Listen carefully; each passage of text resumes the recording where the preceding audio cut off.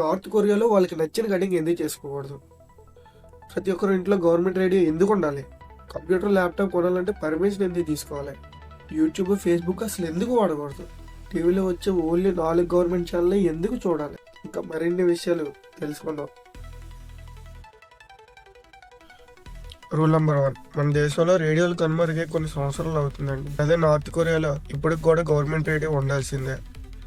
అలాగే నా రేడియోలో ఎంటర్టైన్మెంట్ కానీ పాటలు కానీ ఎటువంటివి రావండి. కేవలం అక్కడ ఈరోజు ఎంతమంది నూరేసారు, రేపు ఎవరెవరు నూరేయబోతున్నారు అని ఈ చెత్త న్యూస్ వస్తుంది. అలాగే ఈ రేడియో 24 గంటలు ఆన్లోనే ఉండాలి. ఈ చెత్త న్యూస్ని 1 నిమిషం బంద్ చేసినా వాళ్ళకి కఠిన శిక్ష తప్పదు. రూల్ నెంబర్ 2, ఈ దేశంలో గూగుల్, యూట్యూబ్, ఫేస్బుక్ లాంటి సోషల్ మీడియా యాప్స్ అయితే వాడడానికి వీళ్ళకి పర్మిషన్ లేదండి. కేవలం 23 గవర్నమెంట్ వెబ్సైట్లు యూజ్ చేయడానికి మాత్రమే యాక్సెస్ ఉంది. వీళ్ళు ఈ రూల్ని ఎందుకు తీసుకొచ్చారంటే బయట కంట్రీస్లో ఉన్న సోషల్ లగ్జరీ లైఫ్ని చూసి వాళ్ళు కూడా తిరగబడతారేమో అని భయంతో ఈ రూల్ని అయితే తీసుకొచ్చారు. 3, ఈ దేశంలో ల్యాప్టాప్ కానీ కంప్యూటర్ కానీ ఎటువంటి డివైస్ తీసుకోవాలన్నా ఇమాం పెట్టిన రూల్స్ని ఫాలో అయ్యి ఫామ్ని ఫిల్ చేసి మాత్రమే తీసుకోగలరండి.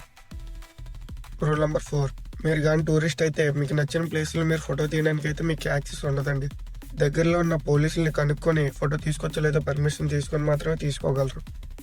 దీనిపైన ఇంత కఠినమైన రూల్స్ పెట్టడానికి కారణం వాళ్ళ దేశ సమాచారం లీక్ అవుతుందని.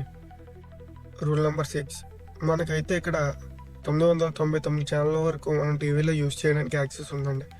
కానీ నార్త్ కొరియాలో మాత్రం కేవలం 4 ఛానల్లే, అవి కూడా గవర్నమెంట్ సంబంధించిన ఛానల్, ఓన్లీ కిమ్ గురించి వస్తాయండి. అవి తప్ప వాళ్ళకి వేరే ఛానల్స్ చూడడానికి అవకాశం కూడా లేదండి.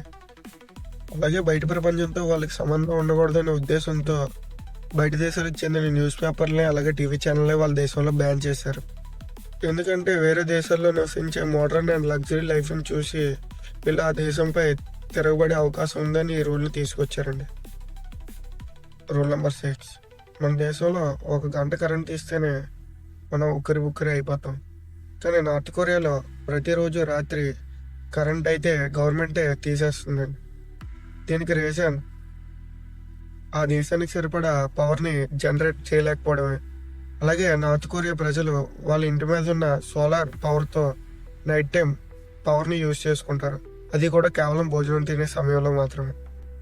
రూల్ నెంబర్ 7, ప్రపంచంలో ఉన్నవారు ప్రతి ఇంటికి వాళ్ళకి నచ్చిన రంగుని వేసుకుందామని చూస్తూ ఉంటారు. కానీ నార్త్ కొరియాలో మాత్రం ఓన్లీ కేవలం ఇలా బూడిద రంగులు మాత్రమే ఇల్లులు ఉంటాయి. ఎందుకంటే అది కిమ్ వాళ్ళ నాన్నగారికి ఇష్టమైన రంగని ప్రతి ఇంటికి ఇది ఉండాలని రూల్ నిర్ణయించారు. రూల్ నెంబర్ 8, మనం మన ఇంటి బయటన మనకు నచ్చిన దేవుడి ఫోటో కానీ దేవుడి పేరు కానీ ఏదైనా ఎంచుకోవడానికి ఇంట్రెస్ట్ చూపిస్తూ ఉంటాం. కానీ నార్త్ కొరియాలో మాత్రం కిమ్ వాళ్ళ ఫ్యామిలీ ఫొటోస్ మాత్రం వాళ్ళ ఇంట్లో ప్రతి ఇంట్లో ఉండాల్సిందే. ఒకవేళ ఉండకపోతే వాళ్ళకి జైలు శిక్ష తప్పదు. రూల్ నెంబర్ 9, ప్రతి దేశంలో అలాగే అక్కడ కూడా 5 ఏళ్ళకి ఒకసారి ఎలక్షన్ అయితే వస్తూ ఉంటుంది. కానీ అక్కడ నిలబడే అభ్యర్థి మాత్రం ఒకరే, అతనే కిమ్.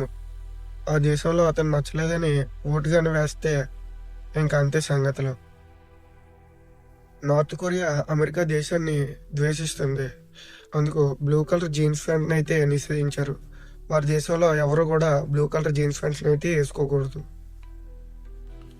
రూల్ నెంబర్ 9, నార్త్ కొరియాలో మనకి నచ్చిన కటింగ్ అయితే చేసుకోవడానికి అక్కడ యాక్సెస్ లేదు. ఎందుకంటే ఈ సెలూన్లో ఉన్న 23 రకాల హెయిర్ స్టైల్ మాత్రమే చేయించుకోవాలి.